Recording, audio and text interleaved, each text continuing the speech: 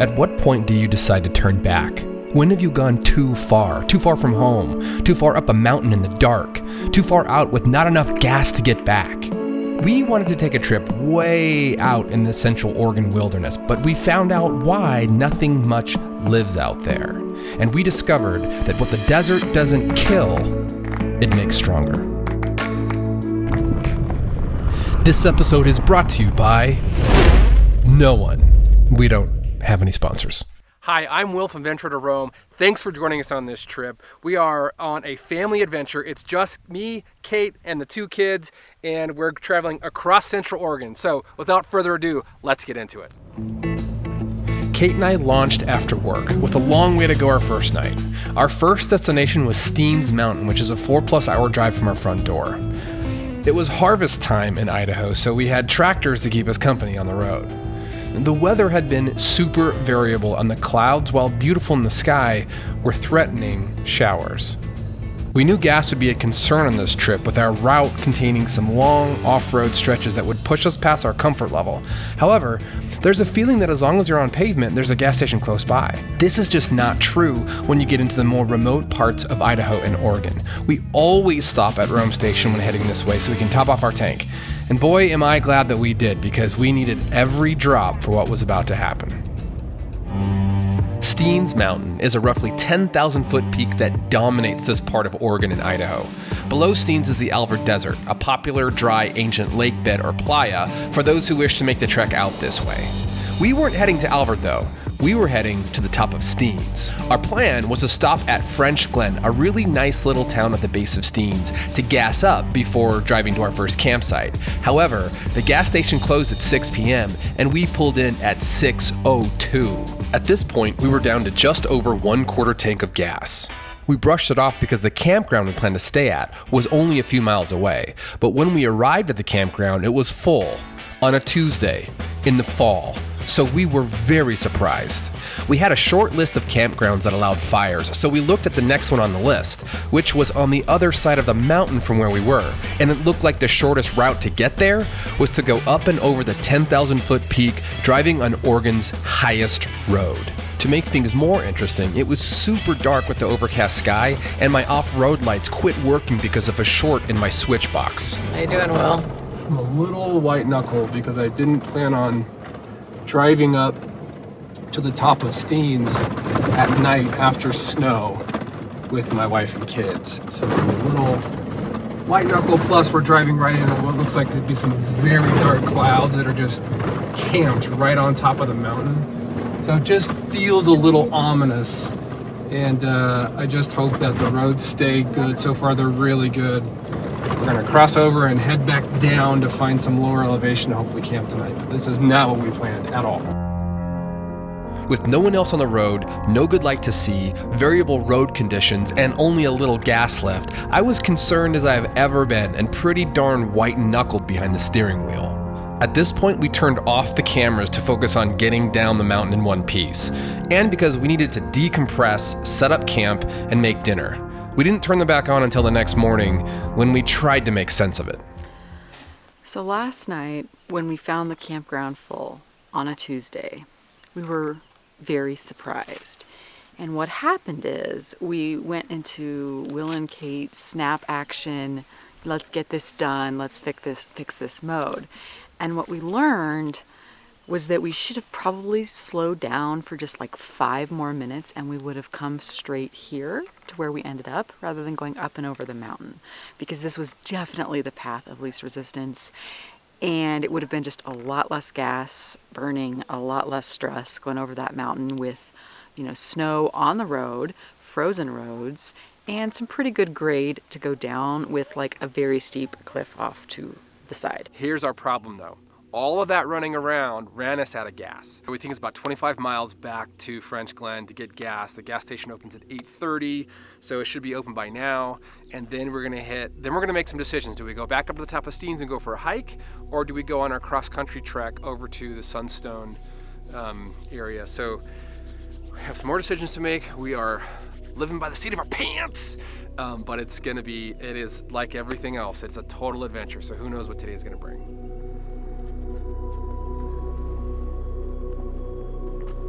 As we started off again, leaving the feeling of safety you get around other people in a campground, we decided we'd had enough of Steens on this trip. So after we got gas, we'd head out into the wide open spaces of the Central Oregon Desert.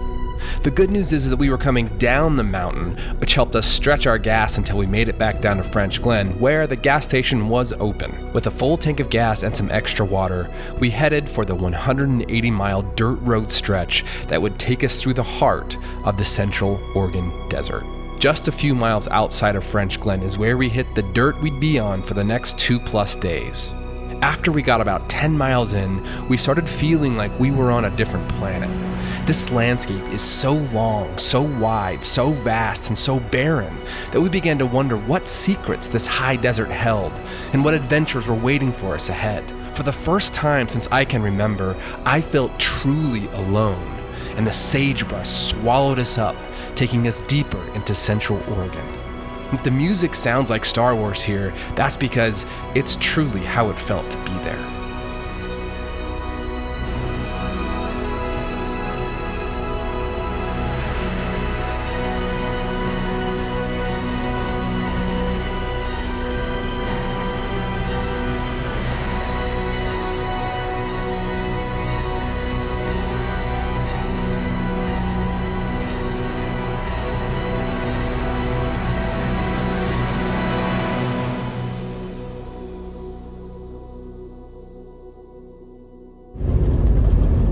Pretty remote, huh? Yeah, so I was just reflecting like how remote this feels to me. We've been to so many remote places before, but I mean, I was kind of like, gosh, I'm getting tired. I could really go for like a Coke Zero or something. Well, there's nothing like that. Like nothing, not even close, until tomorrow. So, I mean, we've been worried about gas for a reason. We're like out in the middle of just nothing for the next 2 days, I don't know. It's pretty remote. Just when we were starting to believe that nothing lived in the desert, we came across the Heart Mountain Antelope Refuge. There's a little information kiosk standing alone with 80 miles of dirt on either side of it. It was an excellent opportunity for the kids to get out, read about the area, its wildlife, and how we play a role in the conservation of the ecosystem.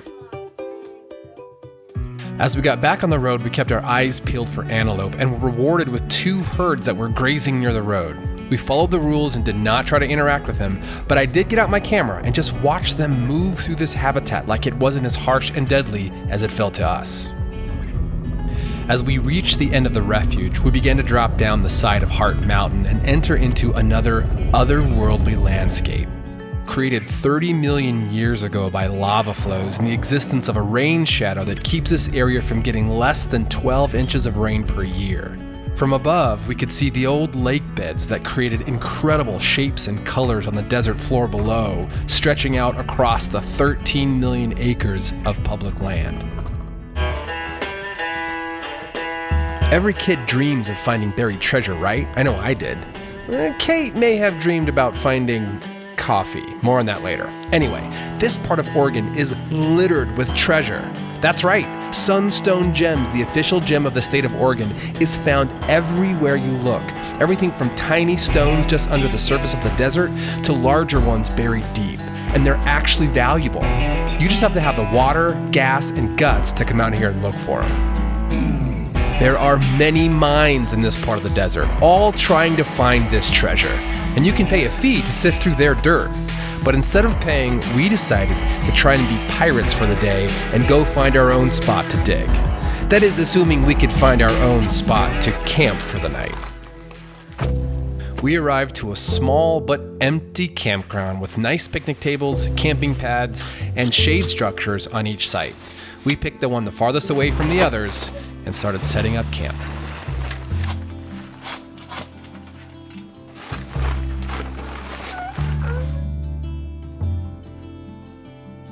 Boy, what a different day today has been so far. So, number 1, we left early. Number 2, the gas stations were open. We got lots of water, so we're all restocked on that.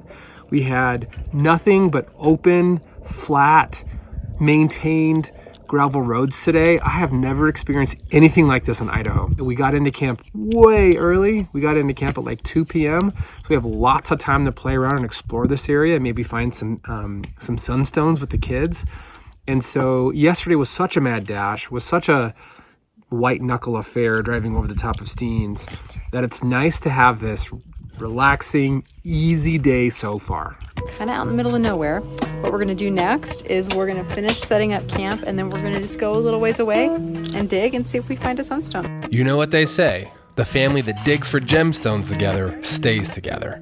But even though we found a few rocks, the real treasure was the time we spent just being free before dinner. So for dinner tonight, Kate and I are having a stew. Now stews are great because we can cook them ahead of time, put them in bags, which is what we did here. So tonight is a steak stew, and I cannot wait to try it. I think it's going to be delicious. After dinner, we tried playing some word games, but they just weren't silly enough. So we went straight to charades. Ballerina. No, painting. Kangaroo. Yes, thank you. Duck. Yes. Seal. Seal, you see? I told you.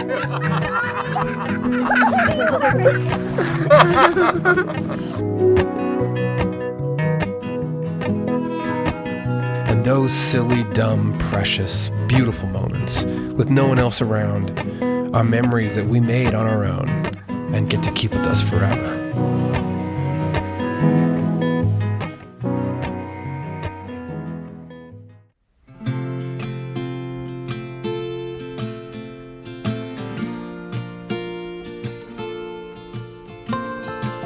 What's she doing, Kate? I want piping hot coffee. Piping hot. We have hot water in the thermos. Not hot enough. Really? Really. I like my coffee like scald me in the face, slap me over the head. It's so hot. You like a rough. You like your coffee rough. I do. Jeez, I didn't know. I like it strong and rough. But you like your little fingers covered Yes, I do. in your mittens. Yes, I do. You're just walking I'm complicated. Okay. We packed up camp early and hit the road. Our plan was to make it all the way to Christmas Valley, Oregon, where we'd explore the crack in the ground before finding a campsite on top of Green Mountain. It was going to be another 80 to 90 miles of driving across the desert. Our spirits were high. The weather was perfect with cool air, a warm sun, and clear skies. Unfortunately, the route we had planned didn't exactly exist. So this morning has been spent wayfinding a little bit. We planned out some routes. We even looked on Google Maps at some of these roads, and it turns out that like many of them just weren't there. That needs to be updated. We're just about to connect back up to what we think is the original route that we were taking. We're just over half a tank of gas, which means I budget about 200 miles per tank. So we're probably 75 miles or so from Christmas Valley. So, here's hoping that we don't make any big mistakes to the tune of 25 miles or so, because things might get real interesting if we don't time our mileage right. So we have left what I've been calling the dirt superhighway through Oregon, and we're now getting onto more rough roads. Now this route was first created by Jason over at Primal Outdoors, and we're gonna follow it all the way to Christmas Valley. If you're gonna download the route, you can at his website, primaloutdoors.com. Just make sure that you leave a donation. I think we left like $5 or $10 to download the GPX files, and it was well worth it. So let's see how these roads treat us. So we're on these roads that are following the power lines. They look to be like power lines access roads, which is really cool, I guess, to be passing by these giant structures, but also, I don't know, it makes me a little nervous to be like driving directly under a massive power line. So we're gonna skedaddle through these parts quickly as possible and get to some more kind of open country. But we couldn't skedaddle. The open country never came. For the next 40 miles, the road kept us on our toes with washout ruts and gates that kept coming. This one has to slide over the post. I know, right? You want to switch? Yeah.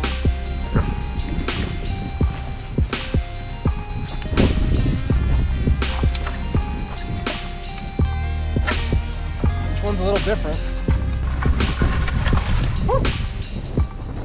We didn't get out the drone here because of the power lines. We didn't even want to get out of the Jeep because of the constant buzz of electricity passing through the wires. This is the point in the trip that we started wondering if we'd made a mistake by coming this way.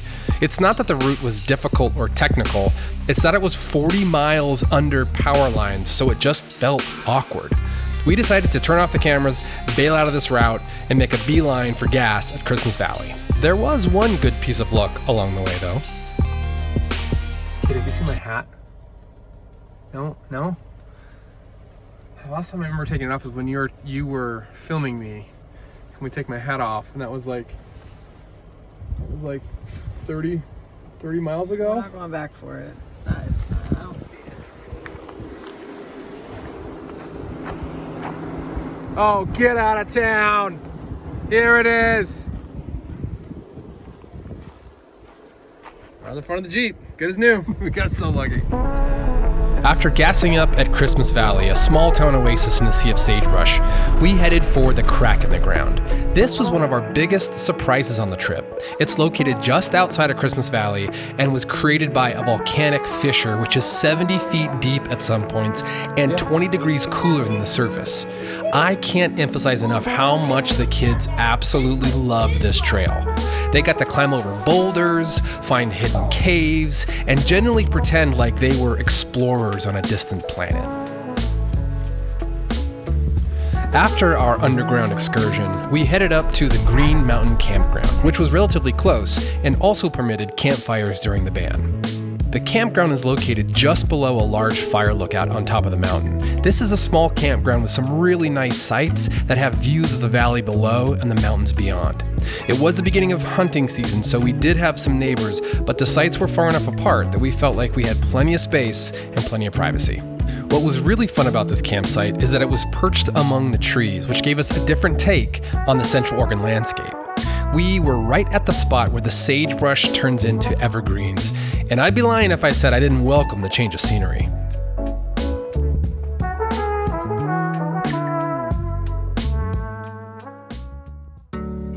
While the kids were busy playing Go Fish at our picnic table, Kate was busy making dinner. What was on the menu? Chili mac, but not just any old chili mac. This is a taco-inspired, mouth-watering masterpiece. This chili mac is insanely good. In fact, our kids still routinely refer to it as their favorite meal of all time. The wine pairing of one of our favorite local Idaho wineries was a nice way to relax and enjoy the end of a day on top of a mountain. There's something so mesmerizing about sparking a fire that brings light and warmth to interrupt the darkness of night. It reminds me that all things have an equal opposite, and the balance of those natural elements and forces is a beautiful thing. It's still funny to me to think that our family finds our balance by rejecting the connected world to seek out the discomfort of nature, which really turns out to be pretty comfortable if you know how to do it.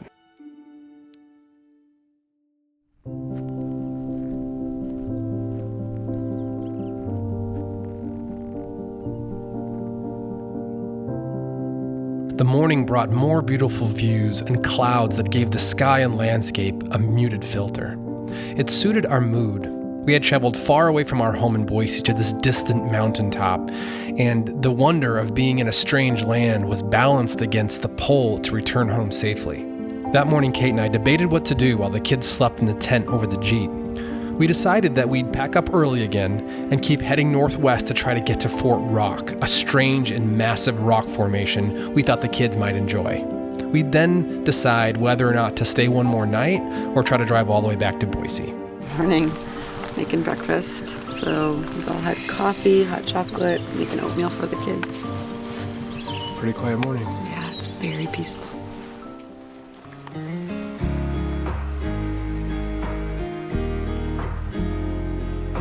We left as quietly as we could so as not to disturb our camping neighbors and got on our way to Fort Rock, which was only about 25 miles from where we were. We hadn't created this route on Gaia GPS, so we had to pay a little more attention navigating as we tried to connect the roads that led us down the mountain and through the valley. We were struck by how old the trees here look. This part of Oregon is covered with juniper trees. These hardy, twisted, odd-looking trees thrive in this climate and didn't get the axe like so many other trees in Oregon because their twisted trunks make for terrible building materials. They somehow fit perfectly into this valley that from above looked almost prehistoric, with ancient volcanoes, cinder cones, and lava flows spilling out across the land. After just a few miles, we hit an actual dirt highway. Surprisingly, we thought we were going to be driving on a highway, and we are driving on a highway, but it's a dirt highway. Another one of these beautiful, pristine Oregon dirt roads. It is just really nice to drive on.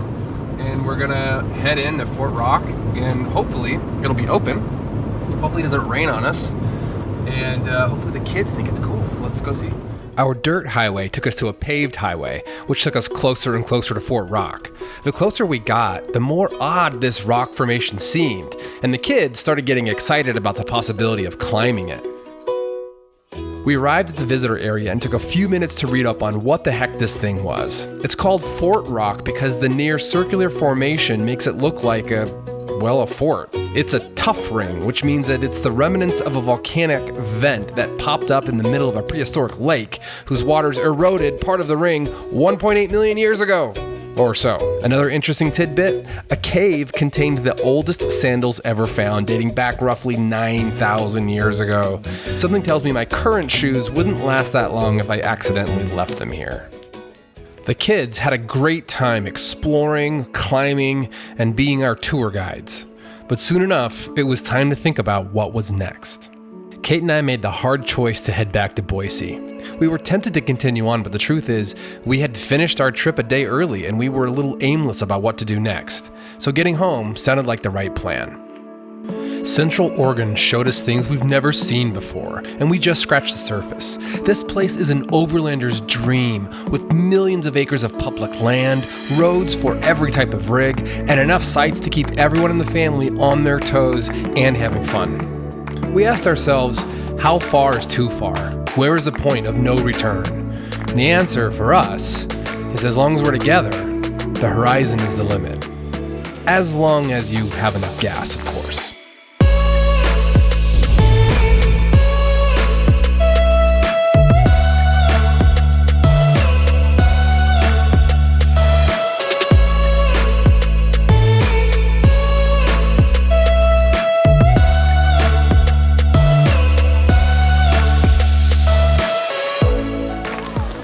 Let's just call that good.